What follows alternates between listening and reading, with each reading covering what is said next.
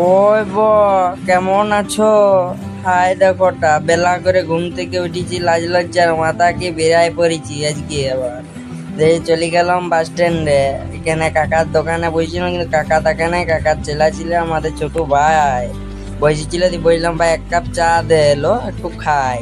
একটু চাটা দিলিও একটু টুক করে খাইয়ে নিলাম। দেখতে পাই চা হালকা করে চুমুকটা দেবো, এরপর হ্যাঁ এই দেখো ঠিক হ্যাঁ একদম পুরো চুম্মা করে দিলাম, কড়া কড়া চাই রোদে রোদে দিয়ে। দেখছি এখানে আবার ঝামেলা হচ্ছে, না গাড়িটাকে কে রেখেছে। ই বলছে আমি সরাবো না, ওইদিকে রাস্তা আছে, ই বলছে না সরাতেই হবে। ঝামেলাটা দেখে পরে আর করে ঘরের উদ্দেশ্যে বেড়ায় পড়লাম। ঠিক আছে, এই যে যাচ্ছি এখন রাস্তা দিকে দিকে, এই যে একটু গ্যাম ট্যাম মেরে দিচ্ছে। আর বাস স্ট্যান্ডে বাসগুলো এমন এমন ভাবে দাঁড়ায় আছে বলার নাই। টুকুর চানটা করে পরে চাড়ে দুপুরে মিড ডে মিলে আনলিমিটেড ভাত পকোড়া ডিম আম আর এখানে একটা তরকারি চাড়ে খাইয়ে নিলাম।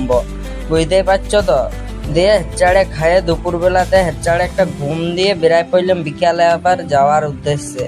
দেখতে পাইছ ঠিক কেমন করে যাচ্ছি রাস্তাটা দিয়ে হালকা হালকা হালকা হালকা করে গিয়ে পৌঁছালাম আবার পেট শপকে।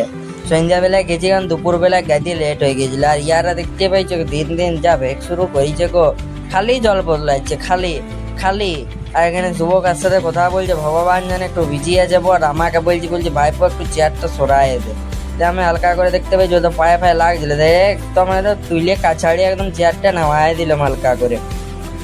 দিয়ে ডং করতে করতে আবার শুভর খানকে গেলাম। শুভকে বললাম ভাইপো একটু হা করতে দাও।